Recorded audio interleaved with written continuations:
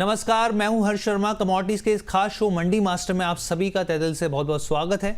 Commodity market खुल चुका है और जबरदस्त एक्शन पिछले 24 घंटे में देखने को मिल रहा है। आज के बाजार में कमोडिटीज में कहां दांव लगाया जाए, क्या आगे की चाल रह सकती है, खरीदारी करनी चाहिए या फिर यहाँ पे थोड़ा रुकना चाहिए, संभलना चाहिए, सभी मुद्दों पर हम लोग चर्चा करेंगे और इसमें हमारी मदद करेंगे दिग्गज एक्सपर्ट्स। यहाँ पर कौन है दिग्गज एक्सपर्ट्स आपको बताएंगे, तो केडी एडवाइजरी के डायरेक्टर अजय केडिया साहब जुड़ेंगे और साथ ही यहाँ पे अर्थवर्ष फाइनेंशियल सर्विसेज के प्राइवेट लिमिटेड के फाउंडर रविंद्र राव जी जुड़ते हुए दिखेंगे। आप दोनों का हम लोग जल्दी से स्वागत करेंगे जैसे ही जुड़ेंगे यहाँ पर। लेकिन उससे बीच आपको बताते हैं यहाँ पर कि एक्सपर्ट्स से जैसे ही जुड़ेंगे आपको जानकारी देंगे, राय दिलाएंगे, लेकिन उससे पहले आपको कहाँ पर फोकस करना चाहिए ये आप जरूर जान लीजिए यहाँ पर।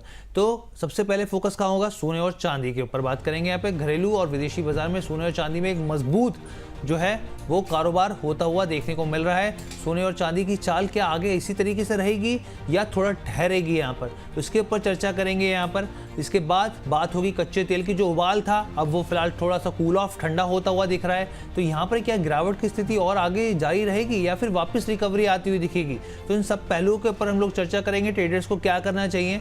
इसके अलावा अगर आप आखिरी ऑफ में बढ़ेंगे तो हमारा बेस मेटल सेगमेंट्स है, बेस मेटल की चमक कहाँ पर है सबसे ज़्यादा, ट्रेडिंग स्ट्रेटजी किस लिहाज से बनाई जाए उसके ऊपर भी चर्चा की जाएगी यहाँ पर। तो सब चीज़ें हैं, पूरा जो शो है एकदम पैक है, आप हमारे साथ बने रहिए आखिरी तक। और अब हम लोग यहाँ पे आगे बढ़ते हैं और सबसे पहले आपको कुछ बड़े ट्रिगर्स बताते हैं जिसके बिना पर गोल्ड और चांदी में यहाँ पर तेजी देखने को मिल रही है। आखिर हुआ क्या इन 24 घंटे के दौरान, कौन से बड़े ट्रिगर्स लेकर आते हैं आपके सामने स्क्रीन के ऊपर और आपको बताते हैं देखिए पूरा मामला क्या रहा है। यहाँ पर ईरान और यूएस संघर्ष को लेकर जो अपडेट आए उसी के बिना पर आपको देखने को मिलेगा कि बुलियन मार्केट जो है वो रिएक्ट करती हुई दिख रही है। यहाँ पे अमेरिकी न्यूज एजेंसी एक्सियोस की जो रिपोर्ट आई उसमें क्या कहा गया कि भाई अमेरिका और ईरान के बीच में जो संघर्ष है वो खत्म होने के लगभग मुहाने पर ये पहुंच गया है, खत्म होने वाला है। लगभग 48 घंटे काफी क्रूशियल है, किस लिहाज से वो मैं आपको समझाऊंगा। लेकिन ईरान न्यूक्लियर एनरिचमेंट पर जो है अस्थायी रोक की संभावना दिख रही है यहाँ पे, क्योंकि पूरा पेज जो था वो यहीं पे फंसा हुआ था कि भाई न्यूक्लियर एनरिचमेंट में करना क्या है। तो कुछ समय के लिए हो सकता है यहाँ पे स्थायी रोक लगती हुई दिखे यहाँ पर। उसके बदले में अमेरिका क्या करेगा, अमेरिका ने कहा है कि भाई हम लोग आर्थिक प्रतिबंध हटाएंगे, आपका जो पैसा कई डॉलर जो फंसा हुआ है दुनिया में उसको फ्री किया जाएगा यहाँ पे। और साथ में अब क्योंकि इंपॉर्टेंट समझना ये नहीं कि अमेरिका क्या कह रहा है, समझना ये जरूरी है कि ईरान क्या कह रहा है। तो ईरान की तरफ से प्रस्ताव की समीक्षा की जा रही है, 48 घंटे काफी क्रूशियल हैं, उसके ऊपर जवाब आता हुआ दिखेगा यहाँ पर। तो वो जो है काफी इंपॉर्टेंट हो जाते हैं। अगली प्लेट की तरफ लाएंगे तो अगर आप अगली प्लेट में देखेंगे यहाँ पर तो ट्रंप जो है वो कभी जो है स्थितियां जो है वो एकदम फ्लैट छोड़ते नहीं है, कुछ ना कुछ करते रहते हैं। अब ये सब चीजें चल रही थी, उसके बीच में उनका एक यहाँ पर पोस्ट आ गया ट्रूथ सोशल के ऊपर। उन्होंने कहा कि भाई शर्तें मानने पर ही एपिक फ्यूरी खत्म होगा। एपिक फ्यूरी मैंने आपको बताया था 28 फरवरी से जो युद्ध शुरू हुआ था उस मिशन का नाम था ये। तो उन्होंने कहा कि जब शर्तें ईरान मान लेगा तभी हम लोग मानेंगे पूरी तरीके से एपिक फ्यूरी खत्म है, वरना इसकी शुरुआत वैसे ही हो सकती है, सहमति पर ही नाकेबंदी खत्म होगी जो अमेरिका ने नाकेबंदी लगा रखी है। उसके अलावा उन्होंने और बड़ी धमकी भरे लहजे से कह दिया कि भाई अगर असहमति होती है, अगर बातचीत नहीं बनती है तो बमबारी होगी यहाँ पर, और पहले से भी तेज बमबारी होती हुई दिखेगी। तो ये समीकरण थे। इसके बिना पर आप देखिए गोल्ड और सिल्वर की चाल लेकर आते हैं आपके सामने, स्क्रीन पर दिखाते हैं कि क्या देखने को मिल रहा है यहाँ पर। तो आपको देखने को मिलेगा एमसीएक्स के ऊपर अगर आप गोल्ड देखेंगे तो करीब ये देखिए आगे आपके सामने स्क्रीन पर 1/4 से ज्यादा की तेजी, 1,52,000 के लेवल्स देखने को मिलेंगे गोल्ड के।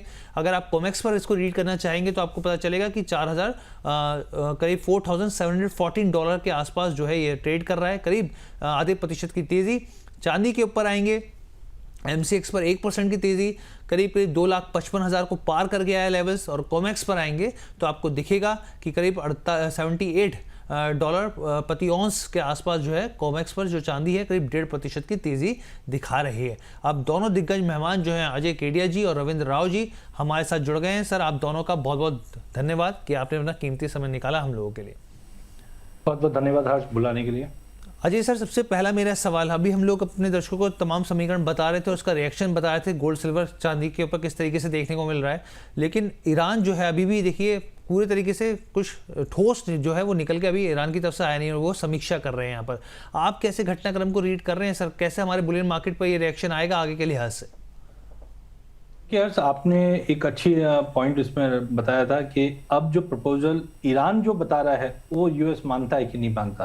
अब तक हम देख रहे थे कि यूएस डिक्टेट कर रहा था, बट एक चीज आप समझ के चलिए, मुझे नहीं लगता है कि ये युद्ध इतनी जल्दी खत्म होता हुआ दिखाई देगा, ये ठंडे बस्ते में ही जाता हुआ दिखाई देगा। क्योंकि जो हमने ओरिजिनली जो डिमांड देख रहे थे ईरान की एक टोल, दूसरा जो नुकसान हुआ उसकी भरपाई, सैंक्शंस हटाना, और हाँ दे आर ओपन के हम यूरेनियम के जो प्रोग्राम चला रहे हैं वो हम आईईए को दिखाने के लिए तैयार है, बट यूएस बोलता है कि वो यूरेनियम हमें दे दीजिए। तो आई थिंक ये सब चीजें होने वाली नहीं है। आप बैठक होते हुए देखोगे बट उसका कोई नतीजा मुझे नहीं लगता कि जल्दी आता हुआ दिखाई देगा। ये मेरा एज ऑफ नाउ रीडिंग है। तो टाइमिंग यस, सोने में हमने एक अच्छा खासा मूवमेंट आते हुए देखा, वो जस्ट नीडेड था। डॉलर में कोई चेंजेस आया नहीं, अभी भी डॉलर इंडेक्स 98 के करीब ही ट्रेड कर रहा है। बट हाँ, गोल्ड में हमने जैसे उम्मीद रखी थी कि 200-250 डॉलर की तेजी आनी चाहिए, तो 4500 से हमने करीबन 4540-50 का लेवल अभी भी दिखता है। तो मे भी पॉसिबल है दिन के सेशन में हम सोने में तेजी देखें, बट सस्टेनेबिलिटी बिल्कुल डाउटफुल है। बिकॉज सबसे इंपॉर्टेंट है इन्फ्लेशन को। कल हमने जैसे ही स्टेटमेंट आया, कच्चे तेल में हम एक 13% का गोता लगाता हुआ दिखा, लेकिन आप एक चीज मान के चलिए अभी भी कच्चा तेल $100 के ऊपर ही है ब्रांड। और जितना ये ऊपर टिका हुआ रहेगा, इन्फ्लेशन की चिंता बढ़ी भी रहेगी, और इन्फ्लेशन की अगर चिंता रहेगी तो रेट कट की जो पॉसिबिलिटी थी वो पूरी तरह से खत्म हो गई। पॉज तो दिख ही रहा है, लेकिन हाइक की प्रोबेबिलिटी बढ़ना स्टार्ट हो जाएगी, जो अपसाइड गोल्ड को कैप रखेगी। तो हो सकता है आज दिन के सेशन में हम तेजी देख लें, बट जैसे से एस्केलेशन बढ़ेगा गोल्ड में वापस बिकवाली बढ़ते हुए दिखाई देगी। रविंद्र सर, अजय सर तो कह रहे हैं कि हो सकता है कि बिकवाली वापस लौटती हुई दिखे, आपका भी यही मानना है क्या? मेरे हिसाब से कल सेंटिमेंट थोड़ा सा पॉजिटिव हुआ है गोल्ड में। अगर हम देखें तो एक दो दिन का चाल अगर देखें, परसों जब भी मार्केट ने इंटरनेशनल गोल्ड स्पॉट ने जब भी एक लो लगाया था towards 4,500 dollars, if I am not wrong, 4,510 का प्रीवियस एक लो था, तो एक काइंड ऑफ डबल बॉटम बना वहां पर, और वहां से हमने एक अच्छी तेजी देखी, और ये तेजी कंटिन्यू है। लाइक वहां से हमने 4,720 तक के लेवल्स कल के सेशन में देखे थे। सो मेरे हिसाब से जो सेंटीमेंट है वो थोड़ा सा पॉजिटिव है, क्योंकि जैसे आपने राइटली बताया कि जो अभी फिर से होप्स बढ़े हैं कि ईरान और यूएस में कुछ ट्रूस होगा और कुछ सोल्यूशन निकल के आएगा, उसके चलते गोल्ड में हमने पॉजिटिवनेस देखा है। क्योंकि जैसे ही कुछ ट्रूस या फिर सीज फायर या फिर कुछ सोल्यूशन का न्यूज आता है, तो जो इंटरेस्ट रेट बढ़ने का जो एक्सपेक्टेशन है, जैसे अजय ने बताया कि पॉज तो आ गया है बट इंटरेस्ट रेट बढ़ने का भी होप्स है, तो इंटरेस्ट रेट बढ़ने का होप्स जो है वो खत्म हो जाता है, और उसकी वजह से हम गोल्ड और सिल्वर और अन्य कमोडिटीज में एक तेजी देखते हैं, क्योंकि डॉलर में एक वीकनेस आ जाता है। तो मेरे हिसाब से ये जो पॉजिटिवनेस है कंटिन्यू रहेगा। हमें बहुत आज एक बहुत इंपॉर्टेंट इवेंट है। आज ईरान अपना फैसला देने वाला है टू पाकिस्तान की, उनका उनका जो यूएस ने जो वन पेज पॉइंट्स रखे हैं, उसके ऊपर उनका क्या कहना है, और वेदर वो सहमत है कि नहीं। तो अगर इसमें कुछ भी पॉजिटिवनेस दिखता है तो मुझे लगता है कि गोल्ड में पॉजिटिवनेस कंटिन्यू रहेगा, और ये पॉजिटिवनेस अगर कंटिन्यू रहता है तो मुझे लगता है कि जो नेक्स्ट टारगेट है गोल्ड में वो करीब करीब $4,750 से लेके $4,850 तक के लेवल्स हमें दिख सकते हैं। लेकिन अगर कुछ नेगेटिव आता है from Iran point of view, तो फिर से अटकलें बढ़ जाएंगी कि शायद यूएस अटैक करेगा, तो उस पे गोल्ड में हम एक डाउनसाइड रिएक्शन देख सकते हैं। और जो लोअर रेंज है वो करीब करीब आई थिंक 4,620 से लेके $4,610 का होगा। तो अभी करंट सिनेरियो में मैं ये प्रिडिक्ट नहीं कर रहा हूं कि ईरान क्या करेगा, लेकिन अगर करंट सिनेरियो में अगर प्राइजेस देखें तो मुझे लगता है कि डिप बाइंग करनी चाहिए। 4,670 4,675 का एक सपोर्ट है यहाँ पर। जब तक कि वो होल्ड है, मुझे लगता है कि फिर से एक बार 4,725 4,730 तक के लेवल्स हम देख सकते हैं। अगर ब्रीच हो जाता है 4,725 तो फिर हमें किसमें एक अप मूव देखेंगे। लेकिन मेरे हिसाब से एक दायरा रहेगा with a slightly bullish tilt, जब तक कि ईरान का जो एक्सेप्टेंस है वो उसका न्यूज नहीं आता, तब तक मुझे लगता है कि डिप बाइंग हो सकता है। बट मोटा मोटी I think it will be in a range 4,670 से लेके 4,725 730 का रेंज रहेगा इंटरनेशनल गोल्ड में। ठीक है, तो सर लेकिन एक चीज़ मैं आपसे पूछना चाह रहा था, क्योंकि आपने तमाम लेवल्स बताए काफ़ी अच्छे से, अगर मान लीजिए सहमति बन जाती है तो फिर क्या भाव दिख सकता है? अगर सहमति बन जाती है तो फिर मुझे लगता है कि $4,850 हम ऊपर के लेवल पे देख सकते हैं। Now this will again be a sentiment, क्योंकि ये जो एक्सेप्टेंस होगा, ये एक इंडिकेट करेगा कि शायद वॉर रुक जाए, लेकिन उसके बाद जो क्रूड का एक्चुअल फंडामेंटल्स के हिसाब से जो सप्लाई क्रंच है उसके हिसाब से जो प्राइस में इंपैक्ट आएगा, आई थिंक उसके ऊपर फिर मार्केट थोड़ा मूव होगा। लेकिन मुझे लगता है कि अगर एक्सेप्टेंस आ जाता है तो फिर 4830 से $4850 तक के हम लेवल गोल्ड में आराम से देख सकते हैं। ठीक है, तो सर की तरफ से यहाँ पे क्लैरिटी हो गई। अजय सर एक चीज़ समझाइए, क्योंकि एडीपी की रिपोर्ट आई है यहाँ पे, यूएस एडीपी की रिपोर्ट जॉब्स के डाटा को लेकर अप्रैल में, अगर अमेरिकी में हम लोग निजी क्षेत्र की यहाँ पर जो प्राइवेट जॉब्स का जो डाटा को देखेंगे यहाँ पर, तो वो उम्मीद से ज़्यादा बढ़ी है। वहीं दूसरी ओर अगर हम लोग डॉलर इंडेक्स देखेंगे सर, तो उसमें एक गिरावट आई है यहाँ पर। खास तौर पर जो दूसरे देश है उनके लिए जो सोना खरीदना होता है वो एक तरीके से सस्ता माना जाता है यहाँ पर, इस लिहाज से क्या आपको लग रहा है यहाँ पे कि अभी यहाँ पर एक कंसोलिडेशन का जो फेस हम लोग बात करते हैं कि वो एक अभी जारी रहेगा, या फिर इसको ब्रेक होता हुआ दिखेगी स्थिति है यहाँ पर? देखिए, इकोनॉमिकली अगर आप देखेंगे तो US economy is not going to improve immediately. अगले 4-6 महीने तो मेरे को बिल्कुल भी नहीं लग रहा, बिकॉज देखो पिछले साल हम टैरिफ की वॉर के हिसाब से मार्केट मूव कर रहे थे, उसकी वजह से जो कंजम्पशन है काफी हद तक ड्रॉप हुआ, इन्फ्लेशन का कंसर्न्स कंटिन्यू बना हुआ है। ऊपर से अभी हम देख रहे हैं जो ये एनर्जी का स्पाइक आया है उसका भी इम्पैक्ट पड़ता हुआ दिखाई दिया। आज भी अगर आप फॉर एग्जांपल आप आज यूरोजोन से रिटेल सेल्स का डेटा है, वहां पे भी आप देखोगे 0.3 के आसपास है। यूएस से भी जो डेटा सेट है वो ठीक है, आप मंथ ऑन मंथ थोड़े बहुत कंपैरेटिवली आपको मिल जाए। आज जैसे प्रिलिमिनरी नॉन फार्म प्रोडक्टिविटी का डेटा है, वहां पे भी आप ड्रॉप देख रहे हो। इवन आप लेबर कॉस्ट देख रहे हो, उसमें भी क्वार्टर ऑन क्वार्टर में ड्रॉप दिख रहा है। तो अल्टीमेटली देखिए वहां पे मुझे नहीं लगता है कि पिछले 1 साल से US economy is doing very well. Only देखिए डॉलर में जो स्टेबिलिटी बनी हुई है वो क्यों, पहले अगर मुझे कच्चा तेल लेना था तो मुझे $60 पे मुझे मिल रहा था, अब वही $60 की जगह मुझे $100 देना पड़ रहा है। तो उसकी एक आर्टिफिशियल डिमांड डॉलर पे बनी हुई है जो डॉलर को अभी भी होल्ड करके चल रही है। अदरवाइज आई डोंट थिंक के कोई इकोनॉमी वाइज हमने बहुत ही बड़ा चेंज ओवर हमने यूएस इकोनॉमी में देखा है। तो आई डाउट के डॉलर इंडेक्स में हाँ टेक्निकल ग्राउंड और ये जो कच्चा तेल मुझे लगता है अगले 4-6 महीना तेजी रहेगा, उसका एक असर जरूर पड़ेगा कि डॉलर इंडेक्स एक बार आपको हायर साइड पे 100-102 का लेवल दिखा दे।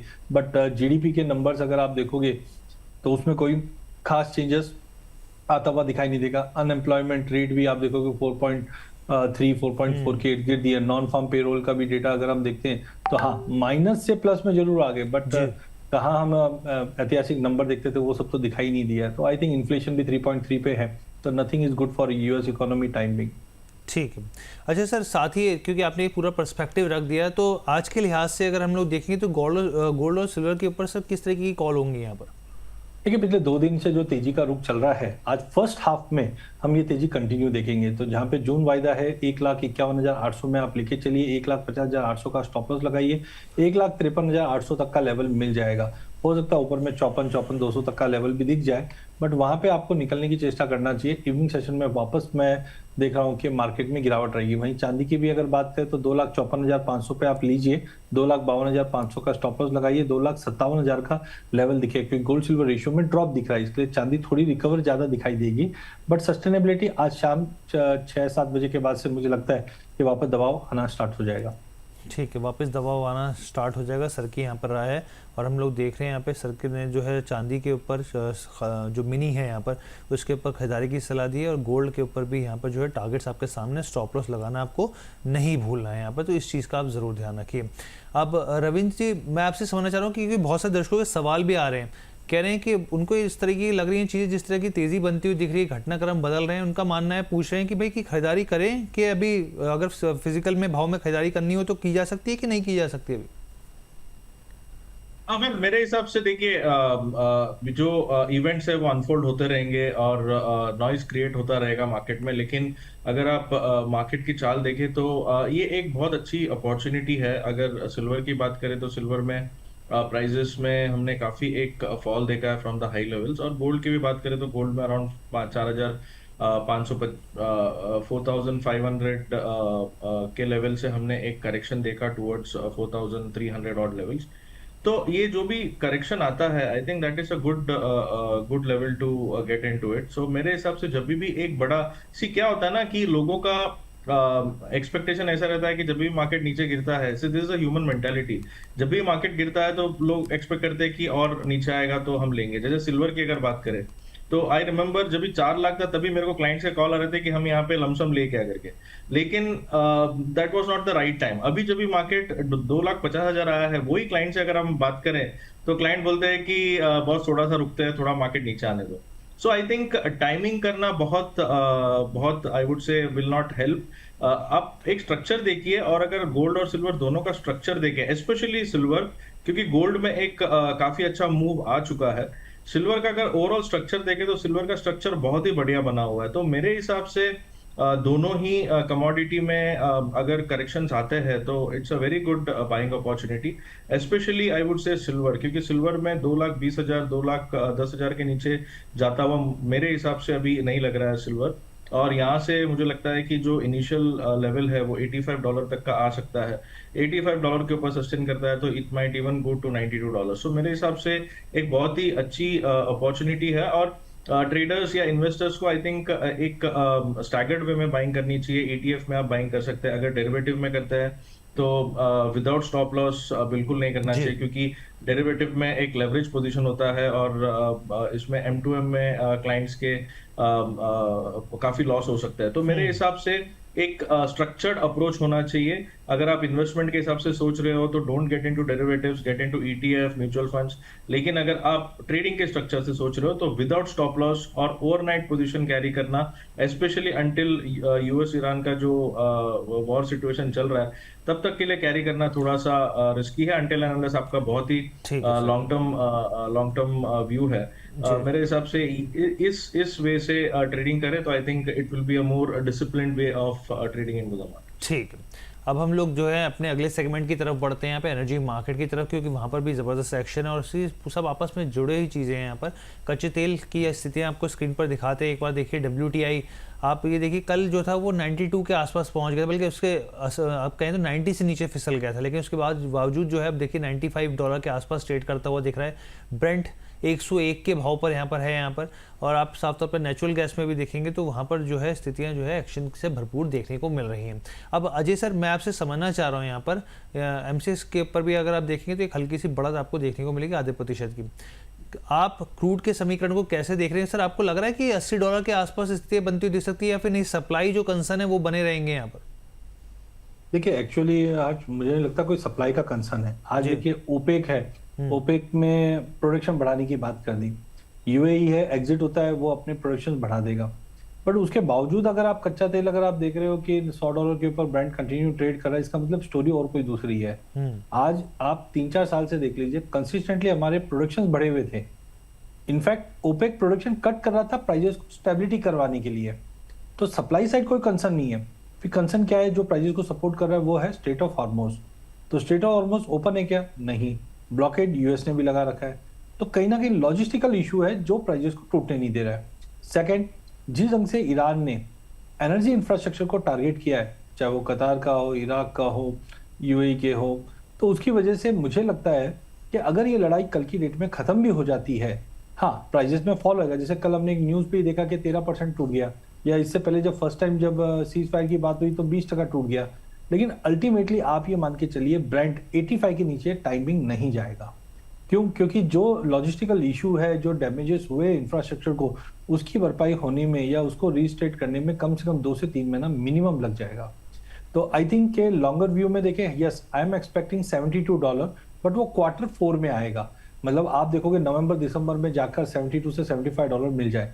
बट करंट लेवल पे मुझे नहीं लगता है कि ना ये 120 के ऊपर सस्टेन करेगा, जो नॉर्मल कंडीशन। इनकेस और कुछ ट्रिगर आउट हो जाता है तो बात अलग है, अदरवाइज 120 के ऊपर नहीं है।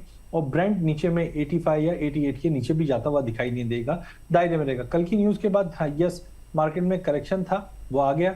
छोटा कॉशियसली बाय करके चलिए, 9000 पे 8850 का स्टॉप लॉस लगाइए, 9300 पे एग्जिट कर लीजिए। छोटे मोटे ट्रेड्स जो है वो करते रहिए। बड़ी पोजीशंस यहाँ पे मुझे नहीं लगता है कि कच्चे तेल में बनानी चाहिए। अच्छा सर, नेचुरल गैस पे भी लगे हाथ सर शेयर कर दीजिए प्लीज, अपनी पिक क्या रहेगी, यहाँ पर लेवल्स रहेंगे? नेचुरल गैस काफी समय से हम देख रहे हैं एक सीमित दायरे में ट्रेड कर रहा है, ना 240 के नीचे जा रहा है, ना 270 के ऊपर जा रहा है। अभी तो आप इंट्राडे में बाय कीजिए, 256 में बाय कीजिए, 251 का स्टॉप लॉस लगाइए, 264 पे निकल जाइए। बट हाँ, जैसे हम 15-20 मई क्रॉस कर जाएंगे, एक जबरदस्त जंप आने की तैयारी करेगा, जो आपको जून एंड जुलाई तक हम 350 का लेवल आराम से क्रॉस कर जाएंगे। क्योंकि यूरोप की जो बाइंग है स्टोरेज रिफिलिंग की, वो कहीं ना कहीं यूएस गैस को भी प्रभावित करता है और मार्केट में जंप आएगा। बट इंट्राडे में 264 के लिए लेके चलिए। ठीक है, तो यहाँ पे देखिए सर की तरफ से क्रूड के ऊपर, नेचुरल गैस के ऊपर राय हो गई।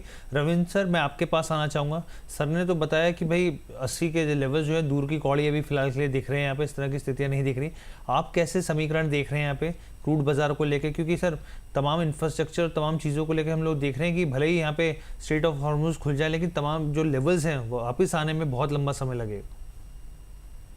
बिल्कुल, मैं अजय की बात से सहमत हूँ। मेरे हिसाब से जो देर आर टू सिचुएशंस। एक सिचुएशन अभी वॉर का है, तो पहले तो लोग ये देखेंगे कि वॉर खत्म हो जाए, और वॉर में मुझे लगता है अगर वॉर जैसा सिचुएशन कंटिन्यू रहता है तो अगर क्रूड की चाल देखें तो crude $90 on the lower side, और ऑन द अपसाइड, ये मैं WTI की बात कर रहा हूँ, and on the upside around 110 to $115, ये रेंज बना हुआ है। तो जब भी कोई न्यूज आता है कि वॉर एस्केलेट होगा तो क्रूड मूव्स टुवर्ड्स 105 to $110, और जब भी कोई न्यूज आता है कि शायद थोड़ा सा डी एस्केलेशन हो सकता है, कुछ सीज फायर सोल्यूशन निकल सकता है, सीज फायर तो हालांकि चल ही रहा है, बट कुछ सोल्यूशन निकल सकता है इसमें, तो क्रूड में हम एक डाउनसाइड देखते हैं टुवर्ड्स $90 to $88। अगर कल का सेशन भी देखें तो कल क्रूड ने $89 का लो लगाया, और वहां से अभी फिर से एक बार $95 के आसपास ट्रेड कर रहे हैं। तो जब तक ये वॉर सिचुएशन है, मुझे लगता है कि ब्रॉड रेंज ये रहेगा अराउंड $110 to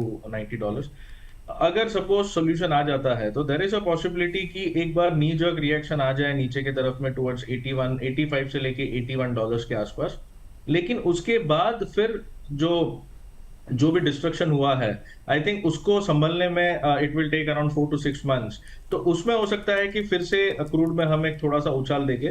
तो मुझे लगता है कि उसके बाद क्रूड 80 से लेके $90 के रेंज में रहेगा, तो थोड़ा सा पॉजिटिवनेस ही रहेगा। लेकिन फिर जैसे ही सप्लाई के जो भी इश्यूज है, आई थिंक वो थोड़े से कम हो जाता है, उसके बाद फिर क्रूड फिर से slowly and steadily it will come down to $70-75। तो मेरे हिसाब से ये रेंज मैं देख रहा हूँ, और जैसे जैसे इवेंट्स अनफोल्ड होते हैं, आई थिंक क्रूड का रेंज चेंज हो जाएगा। तो एज ऑफ नाउ जो वॉर सिचुएशन है, मैं प्रिडिक्ट नहीं कर रहा हूँ कि सोल्यूशन आएगा कि नहीं आएगा, बट जो वॉर सिचुएशन है, आई थिंक इसमें मेरे हिसाब से जो रेंज बनता है वो करीब $90 on the lower side, and on the upside $110 का एक कैप होना चाहिए। जी, तो सर ने बहुत अच्छे से क्लैरिटी दोनों पे हम लोगों ने ले ली। यहाँ पर दर्शक जो हैं, जैसे जोगेश्वर राव जी कह रहे हैं कि हर्ष जी का जो विश्वास है बहुत उनकी बड़ी ताकत है, चाहे वो कमोडिटी हो या स्टॉक मार्केट, सब संभाल पाते हो। तो सबका प्यार है सर, दर्शकों का प्यार है, बहुत बहुत धन्यवाद। इस तरह के कमेंट मिलते हैं यहाँ पे, हमें भी बूस्टअप मिलता है। अब हम लोग आगे बढ़ते हैं, यहाँ पे बेस मेटल्स की बात कर लेते हैं। अजय सर, मैं आपके पास आना चाहूँगा क्योंकि आज कॉपर और निकल में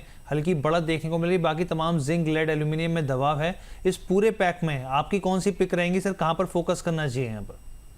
देखिए यार, सोने, चांदी, कच्चा तेल, नेचुरल गैस बहुत ही ज्यादा एडवर्स वॉलिटिलिटी के साथ मूव कर रहा है, लेकिन जो सबसे सेफ और अच्छा दिख रहा है वो मुझे बेस मेटल ही दिख रहा है। बेस मेटल के अंदर हमने कल 1300 का लेवल कॉपर को तोड़ते हुए देखा, हालांकि इंडिकेटर्स इतने ज्यादा स्ट्रांग नहीं दिख रहे कि मोस्ट ऑफ द टाइम हम देखें 1300 से 1320 का दायरा बन जाता है। बट गिवन के एनर्जी कॉस्ट काफी ज्यादा बढ़ा हुआ, क्योंकि स्मेल्टर्स के लिए सबसे बड़ा इंपॉर्टेंट होता है एनर्जी कॉस्ट, जो कंट्रीब्यूट करता है 45% के आसपास। तो मुझे उसकी वजह से एक प्राइजेस को सपोर्ट मिलेगा। हालांकि हमने देखा कि कहीं ना कहीं एल्यूमिनियम के प्राइजेस में कल ड्रॉप आया था, जिस ढंग से ये स्ट्रेट ऑफ हॉर्मुज ओपन की बात हुई थी, but overall buy on drop की रणनीति बना के चलिए, जहां पे कॉपर 1305 पे लीजिए 1320 के टारगेट के लिए, जिंक 344 पे लेके चलिए, 350 का टारगेट, एक दायरा बना हुआ रहेगा। लेड वैसे भी एक रेंज बाउंड है, बट बैटरी रिप्लेसमेंट और एनर्जी कॉस्ट की वजह से बैटरी की डिमांड जो बढ़ी है उसका बेनिफिट मिलता हुआ दिखाई देगा। 202 के लिए लेके जाइए। लास्ट एल्यूमिनियम की अगर बात करें तो यहाँ पे सप्लाई कंसर्न्स कंटिन्यू रहेगी, जो 366 पे लेकर 372 पे निकल जाएगी। ठीक है, तो सर की तरफ से यहाँ पे देखिए तमाम जो यहाँ पे मेटल्स हैं उसके ऊपर राय निकल कर आ गई है। यहाँ पर जो है हम लोगों ने कोशिश करी है तमाम चीज़ों को बताने की। तो सर कॉपर, जिंक, लेड और एल्यूमिनियम यहाँ पे सब में बाय की सलाह रहेगी आपकी? बिल्कुल, मुझे लगता है सभी काउंटर्स के अंदर हम बाय करके चल सकते हैं। ठीक है, रविंद्र जी, आपका बेस मेटल में कौन से आपको लग रहा है कि सबसे मजबूत कंटेंडर है, जहाँ पर आपको लग रहा है कि भाई एक अच्छा अपसाइड दिख सकता है? वेल, मेरे हिसाब से कॉपर एक अच्छा कंटेंडर लग रहा है, क्योंकि लेड और जिंक दोनों, एल्यूमिनियम और जिंक दोनों में ही एक थोड़ा सा सप्लाई प्रेशर है।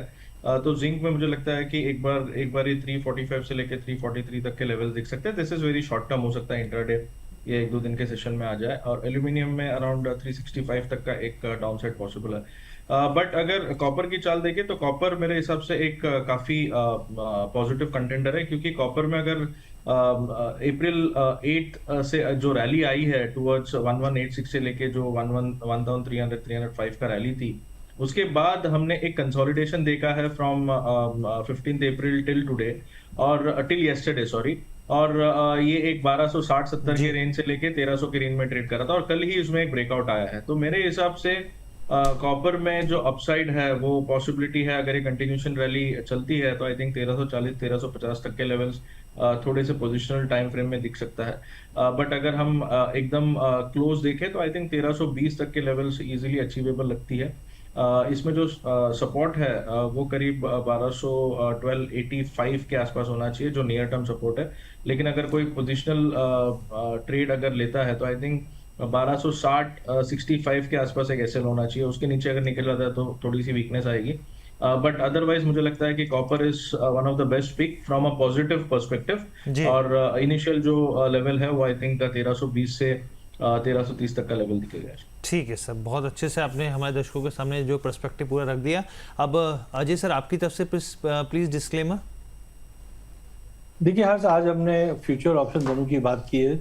मेरी पर्सनल कोई डेरिवेटिव में पोजीशन नहीं है, मेरे क्लाइंटों की हो सकती है। सेकंडली, जब भी आप कमोडिटी में निवेश करते हैं रिस्क तो होता ही है, बट वो इक्विटी जैसा ही है। बचने का सबसे अच्छा साधन एक तो स्टॉप लॉस लगा के काम कीजिए, दूसरा सेबी रजिस्टर्ड फाइनेंशियल एडवाइजर की सलाह लेकर ही इसमें काम करो। ठीक है रविंद्र सर, आपकी तरफ से डिस्क्लेमर प्लीज सर।